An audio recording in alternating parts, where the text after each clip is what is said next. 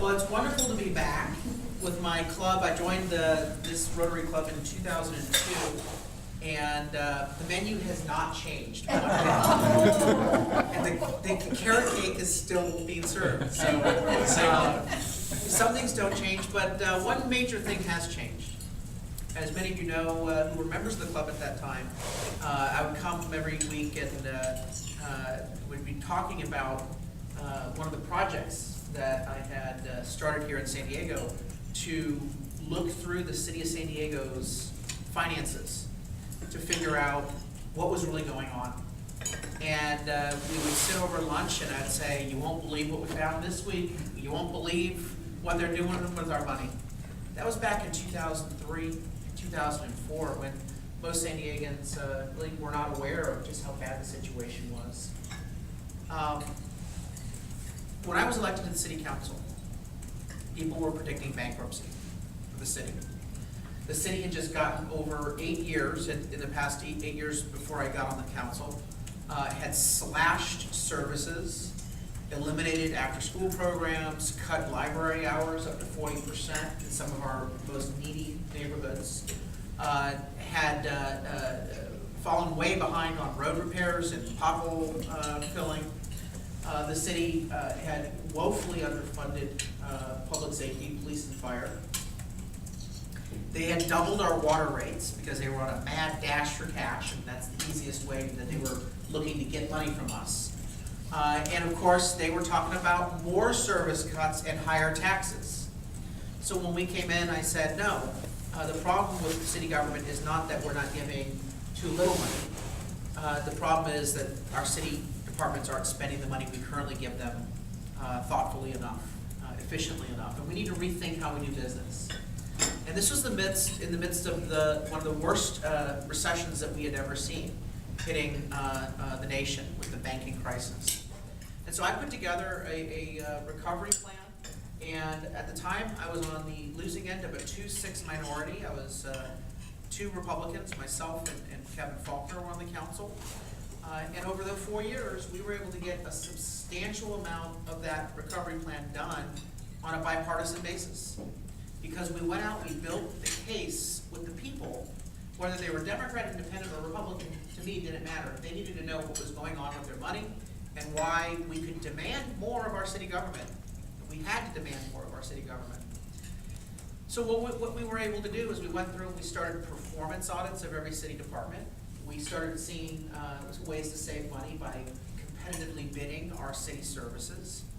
And of course, we had to bring our city employee compensation back down in line with the local labor market. I mentioned, for example, water rates. The city doubled water rates in the 8 years that preceded me. And we saw tens of millions of dollars each year paid out to water department employees in the form of bonuses. Bonuses. It's called a bid to goal program. Now, mind you, the water department already has more employees than the number of police officers we have in the city of San Diego. It's a big department, lots of staff. And they were giving out tens of millions of dollars in bonuses a year. And of course, they always justified it by saying, well, we're not the general fund, we're paid for by fee for service, the amount of water that you use. And I said, baloney.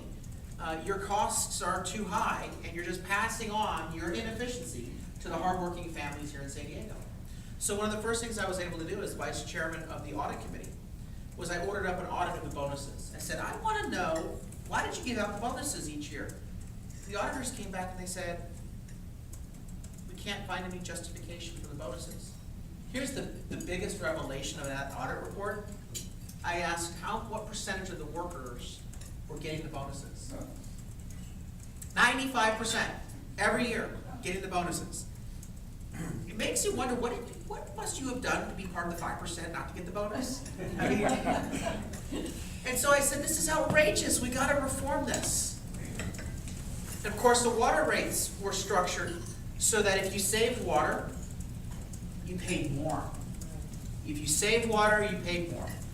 And people were very frustrated by the incoherency in the water rates. Well, there is a very clear drive behind the way the city was operating. They just wanted the money. They didn't think about reducing expenses. They were just looking for getting the money.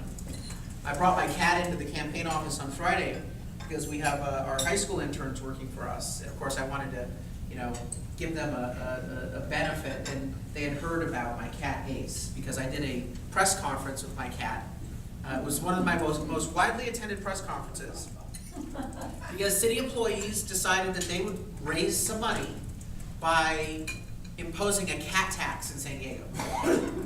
And they said that we would require that all the feline friends in San Diego had to get registration cards for $25. The owners would have to go register the cat.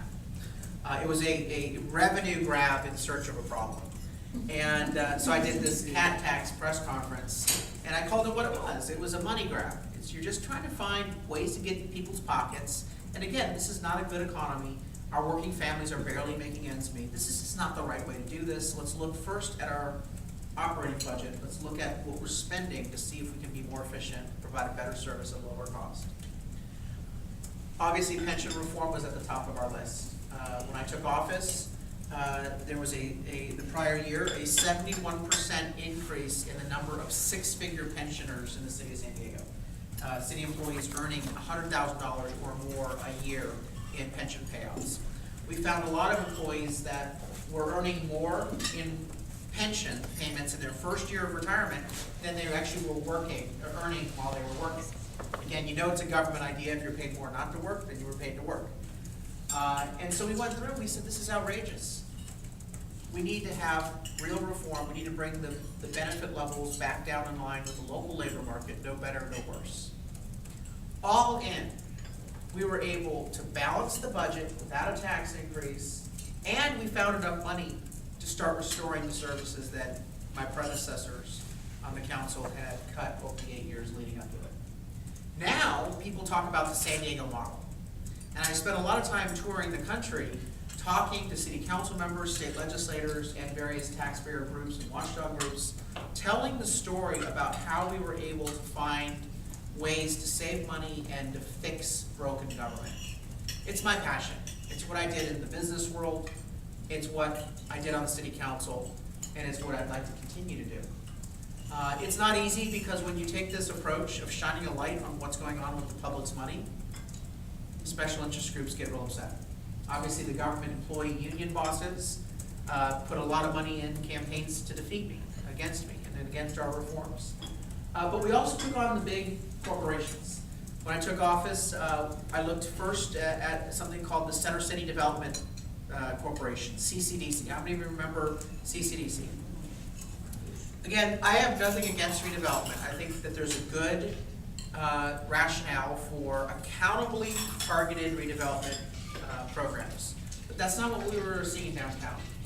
By the time I was in office, you saw an agency that was able to grab our general tax revenues and divert it into a redevelopment agency. And they were using those general tax dollars to subsidize the profits of developers. One of the best examples was Petco Park. Now, I think Petco Park was a good redevelopment project because you saw that there was a huge impact downtown. But we, the taxpayers, got put on the hook for that project. It should have been paid for out of the general fund, but the redevelopment agency. But do you know where they stuck the debt payment for the Petco Park project? $9.5 million a year. The general fund. So here's the deal. They went downtown and they took our general tax dollars out of circulation. They said, we're not going to let that go to the general fund to provide for police and fire and libraries and road repairs. No. We're going to put this in the redevelopment agency to fund redevelopment projects that will help create a renaissance downtown. Then they come along and they get a project, Petco Park. What do? Instead of saying, okay, this is a redevelopment project, we're going to pay for it out of the redevelopment agency. What do? They double dipped. They went after our general fund dollars, and for many years, for about a decade, $9.5 million every single year was being shelled out for Petco Park. One of the first reforms that we enacted to that development agency was we said, look, you've already taken general fund money. You can't get more. You got to pay for redevelopment projects. It's coming from the redevelopment agency. And I remember I just poked at the hornet's nest on that one. Because you got a lot of these big rich groups coming together, and they're saying lobbyists running around saying, no, we need that money, we need that money, we need that money. And my my response was, no, we are in a budget crisis. And what we need to do is make sure that redevelopment is accountable. It's accountable, that it pays for itself, and that any sort of add-on return on investment should go back to the people in the form of tax dollars for general services. And it was a culture change. I mean, no one had really tackled that up to that point. The new City Hall project was another one where we poked the hornet's nest. A lot of developers said, well, let's build a brand new City Hall. It's a $400 million project that they proposed. 1 million square feet of Class A office space. Again, remember, this is in the middle of a bad economy when the politicians had cut our road repair budget. So my response was, well, wait a minute. This is the wrong project, wrong time, wrong price tag. Before you go build a brand new City Hall to house all the city employees, can we think about what the size and scope of government is and see if we can do outsourcing, competitive sourcing, streamlining? Let's think about becoming a more efficient organization before we build our headquarters. Second, we're about to enter a commercial real estate bubble. This was in 2008 that they were proposing this, and this project dragged on for like 3 years. I said, no, all the buildings downtown, I'm seeing huge vacancy rates. And I talked to all the commercial real estate experts, the people who actually, their own money's in the pot, not just the government money, it's their own money. They're like, this is absurd. Don't be building this building. You should be going out and renegotiating with your current landlords at an exceptionally good rate. If you were a business person and you realized that the building that you're in had about 40% vacancy or 30% vacancy, and your lease was up, what would you do? You'd say, well, golly, I got some leverage here. Not the city. What they are talking about with all that vacant commercial real estate, what does government do? The solution is to dump 1 million square feet of excess inventory on the market. Create even more challenge in the commercial real estate market downtown. It made no sense at all, except when you followed the money and saw the campaign contributions. And you saw that the developers that would stand to gain, landowners that would stand to gain, they were the ones pushing this project. We defeated it. We said we weren't going to do this project, wrong price tag, wrong time. And again, that it was something that you had to be willing to speak up to those groups, which rarely happened downtown. That's the journey that I've been on. That's the journey that our city's been on, and I'm so proud of what we were able to do. We were able to stand up to some pretty powerful groups and make some much needed changes in our city. It wasn't easy. It didn't happen overnight, but we were able to do that as a community. And as a result, instead of bankruptcy, San Diego now is starting back down the path of revitalizing what the role of government is in our neighborhoods and our communities. We're not out of the woods yet, by no measure.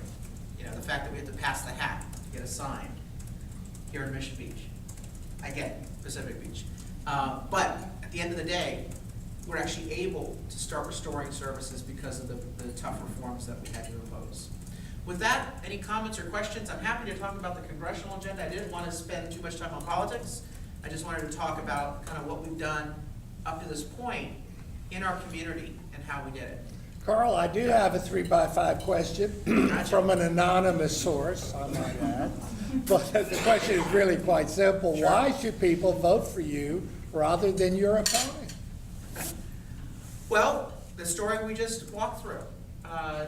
Scott Peters was on the council for those 8 years when they created the pension crisis.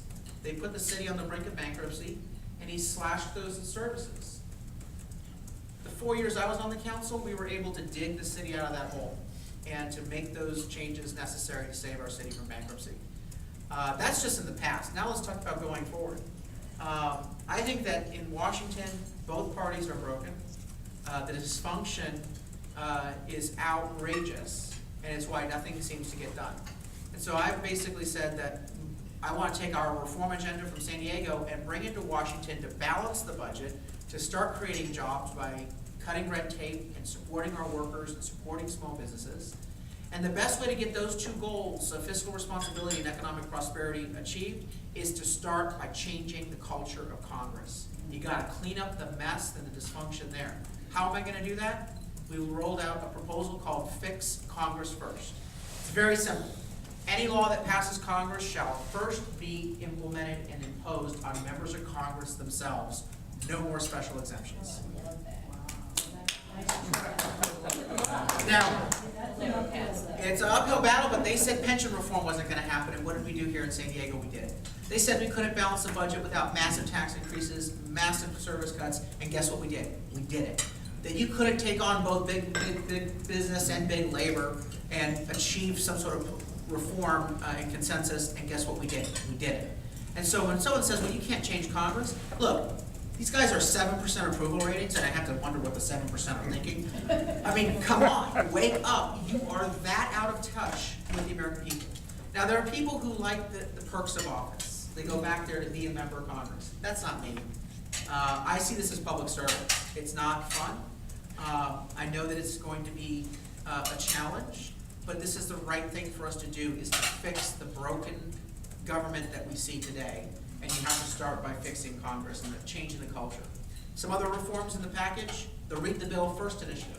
This requires that they post their legislation online and all amendments online prior to any vote occurring. And I would actually put teeth behind the enforcement on that bill. No budget, no pay.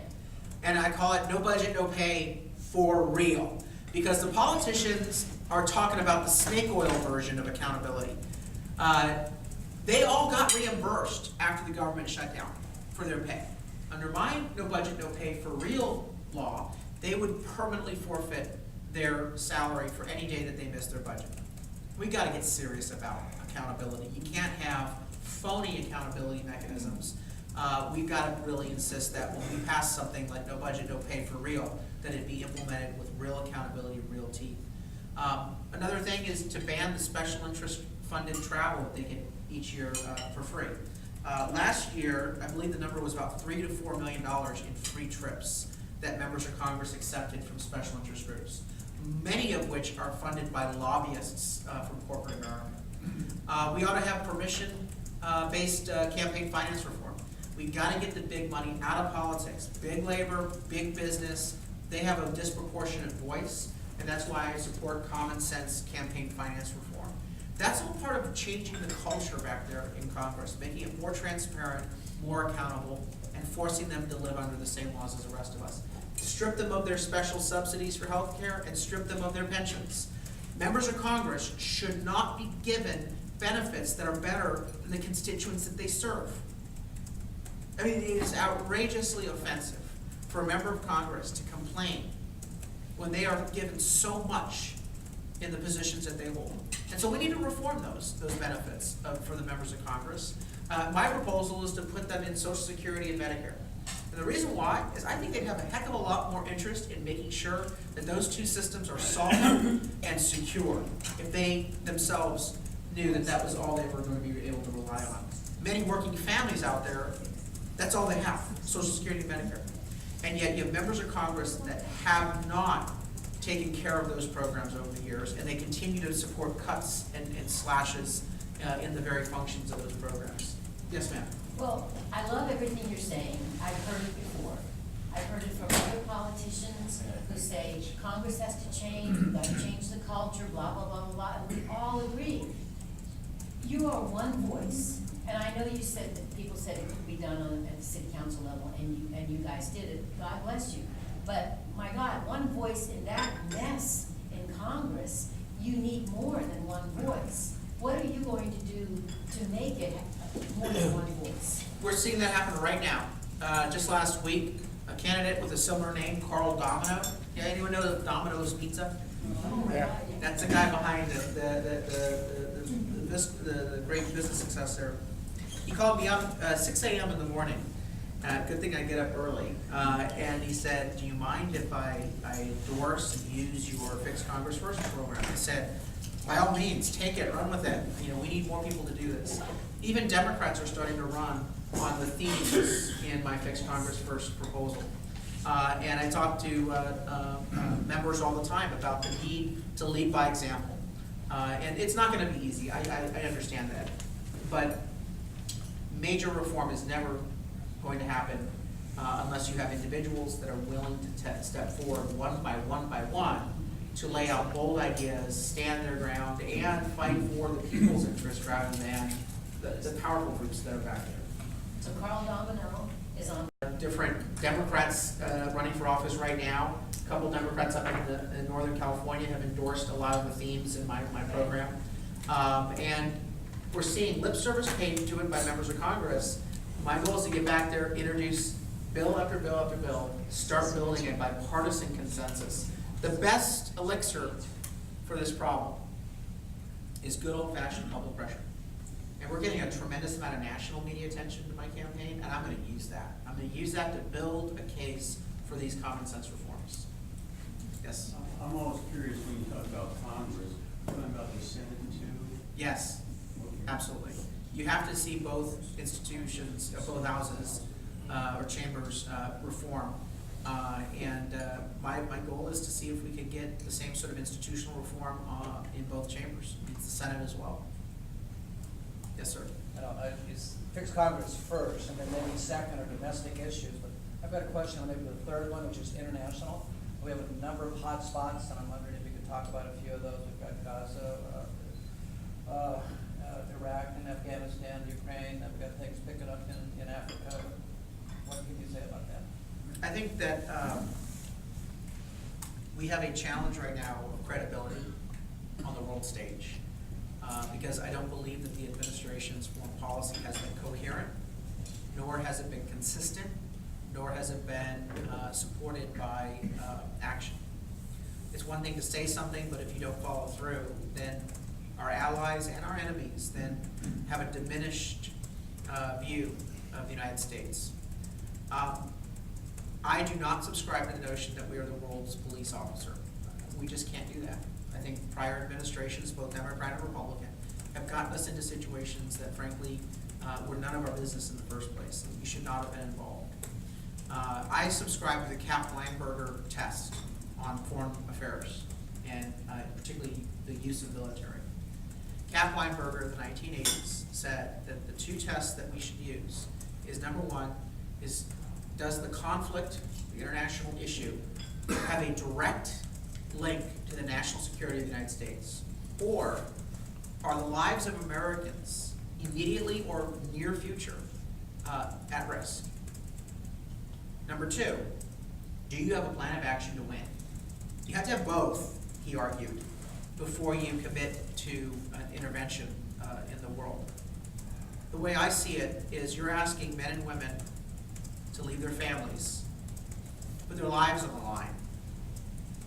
You best have a pretty darn good business case, compelling national security need to intervene. And I don't think we've been consistent, nor do I think we've been diligent in satisfying that test. On Israel, I am 100% in support of the Israeli position here, particularly because you've seen Hamas consistently refuse peace accord after peace accord. And think about it this way.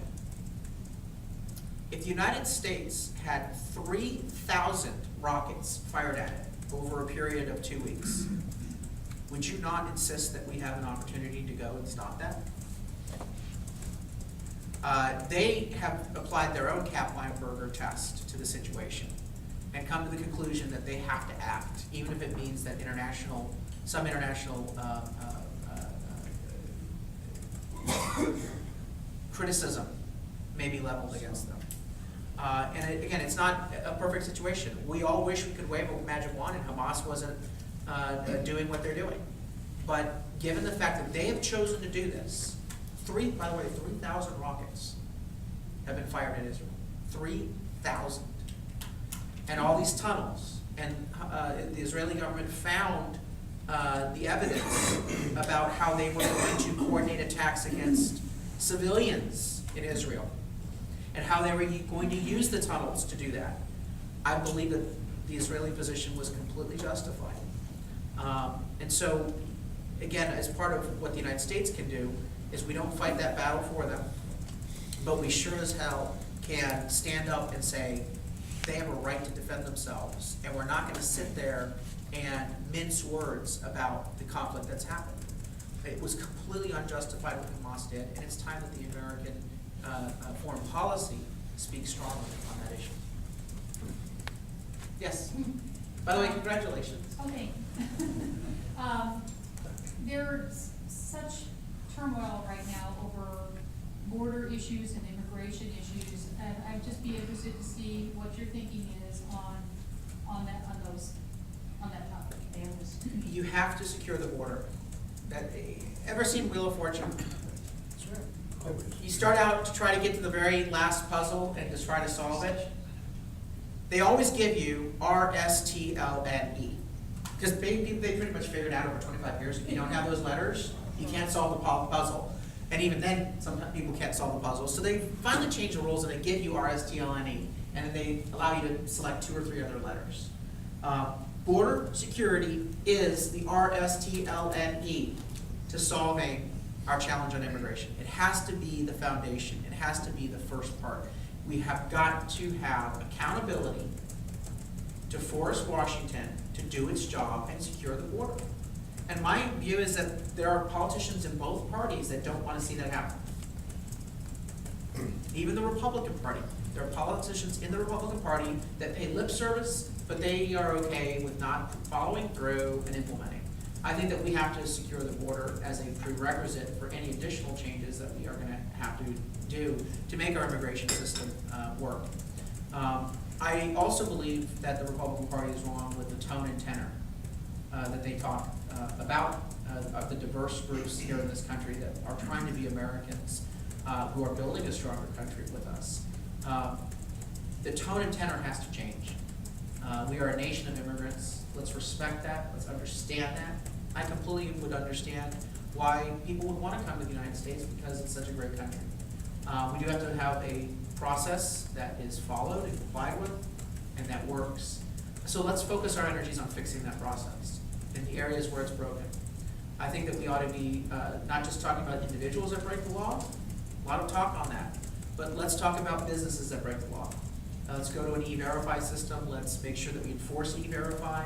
If that means sanctions and fines are levied on businesses that take advantage of workers, then we should be doing that. Because if you're talking about following the law with individuals, you should also have the same consistent view when it comes to businesses that are profiting off of the problem and profiting off the individual.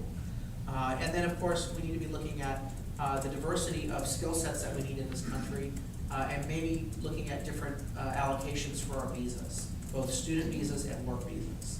But I don't subscribe to the notion that this is a black or white issue, that it's all or nothing, it's one side or the other side. Actually, I think the groups that are wrong are the 15% of the extremes on both sides of this issue.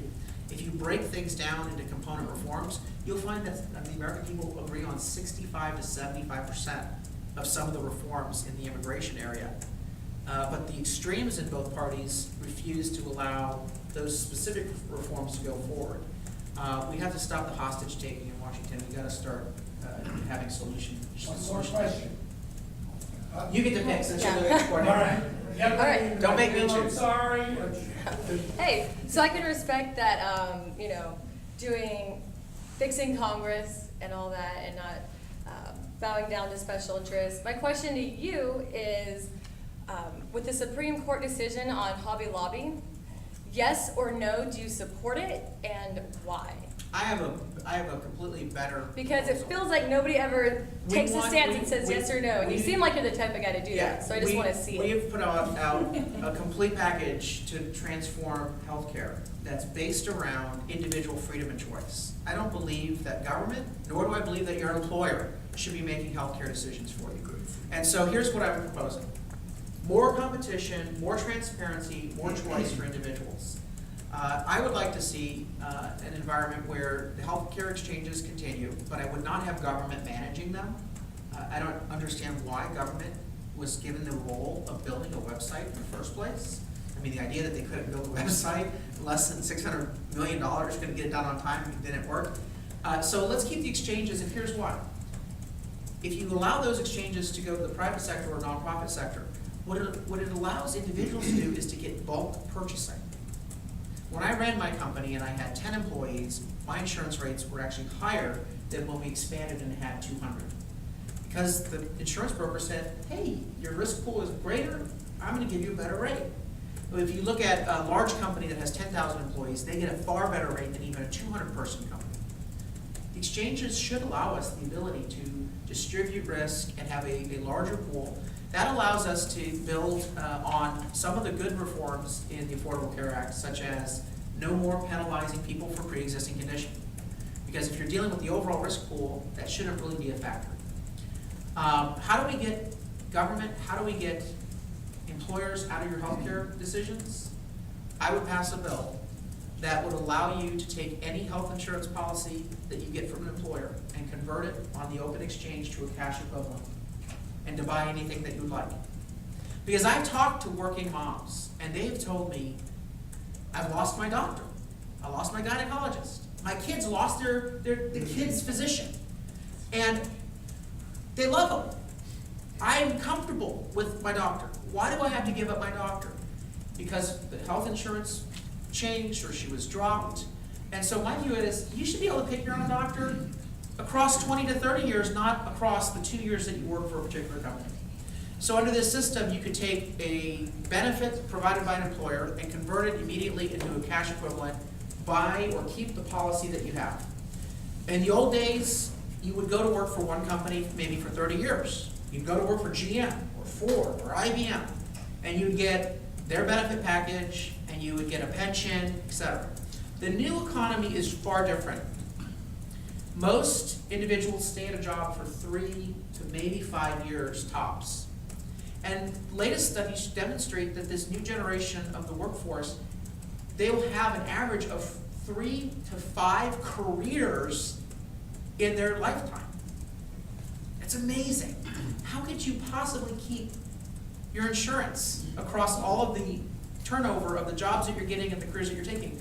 And so I would like to see us get better health care, because a health insurance company will then start monitoring your health over a longer period of time, knowing if you're getting your checkups, knowing if you're doing preventative medicine, knowing more about you, and being able to help you manage your health better, a wellness program that we would have. So is that a no? These are some of the reforms that we have. I don't think that employers should be involved in health insurance. So, one last quick question. Blue shirt. Well, you mentioned border security. What do you mean by it? I mean that people cannot cross our border without permission. I have a follow-up then. Yeah. How are you going to do that? You know, we are the greatest country in the world. If we can't secure our border, there's big problems. I absolutely believe that this country, if we set ourselves to a problem, that we can solve it. We have 20,000. We have 20,000 border patrol. Right. And you can only put about a fifth of them on the border at any given time. Right. So what is different? Do you know how long this border is? I do. What's different? No, you don't. No, you don't. I know you're. Nobody, I have asked that question, knows how long the border is. The Rio Grande River is a twisting river. Straighten it out, and it's a lot longer than the straight line Right. across. It would crow's take, fly. it'd probably take 500,000 on duty at any given time to close that border. I'm a border patrolman. I know what it would take. Nobody knows what they mean by control our borders. We're not attempting it, we're not doing anything even close to it. Right. And I'd like to hear somebody going to Congress who will take a realistic look at it. Well, first and foremost, at least I would be willing to vote for a secure border bill. Scott Peters walked away and decided to vote no on the limited amount of funding that we needed to start dealing with this problem. Says one thing in the district, and when he goes to Washington, does completely the opposite than what he says. When talking to Border Patrol agents and people who are looking at this from a more dispassionate point of view, they say that the one big thing that's missing is infrastructure and technology. It's not just throw more people at it. It's got to be, how do we use our technology? How do we build the infrastructure? Here in San Diego, we actually have a fence. We have more infrastructure than what they have in New Mexico, in Arizona, and in Texas. Where are we having a major problem today? In the area where we don't have the infrastructure. And so when people say, well, you know, you can't secure the border, I don't buy into that. You can't, this can't be done. I believe we can make a substantial improvement if we invest resources in the infrastructure. And what about technology? Right now, you have the ability to monitor almost anything. If you wanted to watch the border, we have the technology today to do that. We have that ability, but we've not yet deployed such a system. And then finally, I do think we do need to look at the types of resources that we have down there in terms of manpower. The one thing you need, and will take care of 99% of what you're talking about, is interior enforcement. With the businesses. Taking the jobs away. Yeah. And it's, As long as we have this pull factor, bringing them into this country, you cannot put enough border patrolmen or anyone else along that border. which is You exactly. could put our yeah. entire Army and Navy and Marine Corps on it, and you wouldn't stop. Which is why when you look at this, securing the border, the enforcement against businesses that are taking advantage of workers, expansion of the E-Verify, these things are all That's component gotta be parts done. That's to do gotta what we're be doing. done. But And I the hope you do idea, it. but the idea, well, I would challenge you on this, because you know something about this. You're an I know a agent. lot about it. Don't start out with, we can't do this, because I believe we can. What? No, And- I didn't say that. We Okay. can't do it the way we're approaching. All right, I agree with that entirely. I agree with that entirely. Armed with that. Thank you very much.